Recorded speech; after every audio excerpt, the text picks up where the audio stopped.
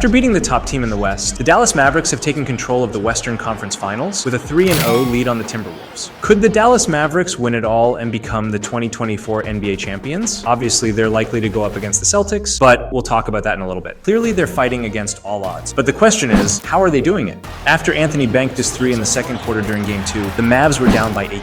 But if you've been following them throughout the playoffs, you know this team doesn't back down easily. After overcoming the 18-point deficit on the road, it was Luka who had sealed the win for the Mavericks with the step-back three-pointer over the Defensive Player of the Year, Rudy Gobert. Luka was really the player of the game, putting up a triple-double of 32 points, 13 assists, and 10 rebounds, while Anthony Edwards only had a 21-point game. On top of that, Karl Anthony struggled as well, only putting up 15 points. In total, the duo combined only 36 points in Game 2, scoring only 9 of their 33 attempts from the field. But as for the Mavericks, it seems like they're just getting started. The fact they won both games in Minnesota is speaking loudly. Now, they're only one win away from going to the NBA Finals for the first time since 2011. But for a team that had the odds of winning an NBA title at plus 1600 back on April 7th, according to Covers.com and Sportsbook Review, they're shocking the league. Now they're sitting at plus 190 as of May 27th, according to Bet365. Before jumping into the playoffs, going up against the Clippers was going to be a battle for the Mavs, since they only won 1 of the 3 games they played each other in the season. That said, all those games were played before Dallas acquired PJ Washington and Daniel Gafford in February. So now getting PJ, who was the 12th pick overall in the 2019 NBA draft, by the way, finished the season averaging 5.6 rebounds per game, yet with a shooting percentage of 44.6% overall and 32.4% on three-pointers. As for Daniel Gafford, he ended up being top 5 in the league for blocks per game this season. The Mavericks needed to fix their problem around rebounds and defense, and, well, they did. After this, from February 8th to the end of the season, Dallas went 22-9. So with these new additions, the question was, could the Dallas Mavericks take on the LA Clippers in the postseason? So what was the secret to winning? The Mavericks have been in this position before. They were 3rd in the league in the 2023-24 season on fourth quarter comebacks and are currently the top team in the playoffs to do so. So when it comes to crunch time, this team is ruthless. Luka led the Mavericks on most of these comebacks over and over again, and the win or loss sat on Luka's shoulders. If the Timberwolves are going to make a comeback, they need to make it happen fast. That said, they already experienced something similar in round 2 against the Nuggets after being up 2 and then losing the next 2 games at home. But this time, it could be different. As we mentioned earlier, the 2 All-Stars haven't showed up in the series yet. Edwards hit 5 of 17 shots from the field, while Towns only hit 4 of 16. If it wasn't for Naz Reid stepping up for the Wolves, who led the team with 23 points that game, they would have likely been wiped out. As of right now, it just seems that Luka and Kyrie are just more ready for this moment. And it shows. Take Game 4, for instance, against the Clippers on April 28th. The Clippers had a 31-point lead on the Mavs. The Clippers needed this win to avoid falling 3-1 in the series. And despite the Mavs losing that game, I don't think anyone cares that the Clippers won. What stood out was a team that nearly completed a 31-point comeback. Had the Mavs won, it would have been the biggest comeback of the season, when Kyrie made this unreal layup to put the Mavs in front of the Clippers for a second.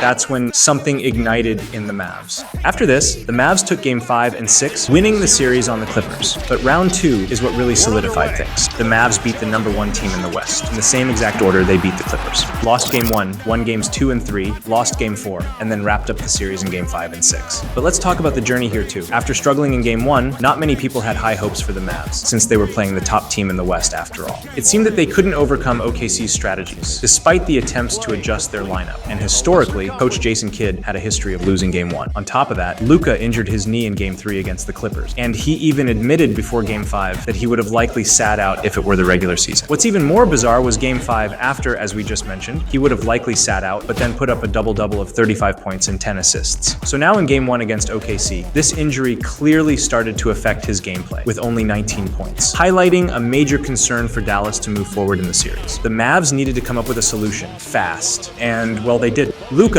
is tough. He's admitted the injury won't heal until the summer, so in the meantime, he's going to do what he does, and well, it showed once again. There was one word to describe Game 2, resilience. After winning Game 2 on the road in OKC and putting up 29 points, hitting 5 of his 8 three-pointers, Luka and the Dallas Mavericks were turning up. Though Kyrie only scored 9 points that game, he had a career high of 11 assists, while PJ Washington came in for the support this game and was on fire with a 29-point game, hitting 7 three-pointers. From this point forward, OKC struggled to adjust and contain Dallas for the rest of the series due to the resilience and ability to adapt by the Mavs, driven by communication and strong leadership from Luka and Kyrie. Now, all of this brings us to the Western Conference Finals.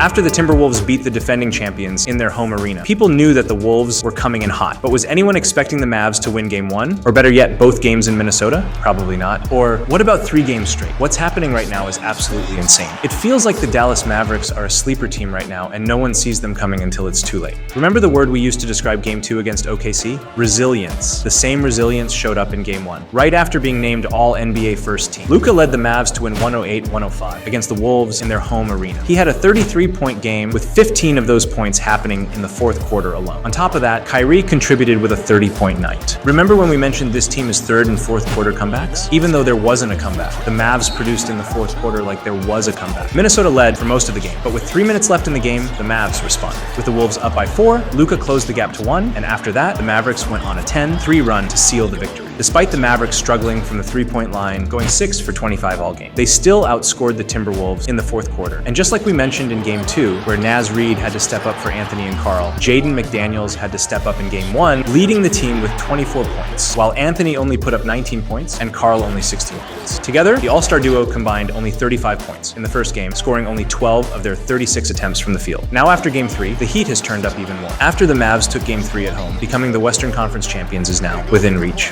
Luka once again produced with a 33-point night, but so did Kyrie. As for Edwards, he put up 26 points, which was his best game in the series so far, which is kind of crazy to think about. That tells you how well Dallas is stopping him. As for Karl Anthony, he's still struggling after only putting up 14 points. I guess it's safe to say that Dallas is dominating, even though they lost Derek Lively, which they had a 10-point lead with him, and then after he left, the Timberwolves closed the gap. The Mavs once again had to bring that resilience and find another way to win. From this point on, Luka and Kyrie hit shot after shot, and now this leads us to the Timberwolves on the verge of elimination. The Mavericks' clutch performance has been a recurring theme, with Luka and Kyrie consistently delivering in tight moments. But as for the Timberwolves, they're struggling to keep up with Dallas's offense and rim protection. That said, we know it's the playoffs and anything can happen. But at this point, it's a mental game, and those with experience under pressure will rise to the top. Now let's talk about the Celtics. Throughout the season, the Mavs have actually lost both games. But as I just mentioned, it's the playoffs and anything can happen. Take the series with the Mavs and Timberwolves. Through the season, the Mavs won only 1 of the 4 games they played against the Timberwolves. Now, they're 1 game away from wrapping up the series and potentially completing a sweep. At the end of the day, the Mavs have fought much harder to get to this spot, more than any other team in the league. It's clear that the Western Conference is stronger than the East, and it feels like the Celtics had an easy path to the NBA Finals, if we're being honest, but that's another conversation for another time. In the 2 games between the Mavs and Celtics this season, Luka averaged 35 points, 15 rebounds, and 12 assists against the top team in the league, so clearly he can compete. As for Kyrie, he's only averaged 21 points, 5 rebounds, and 2 assists, but he's got a field goal percentage of 49.69%.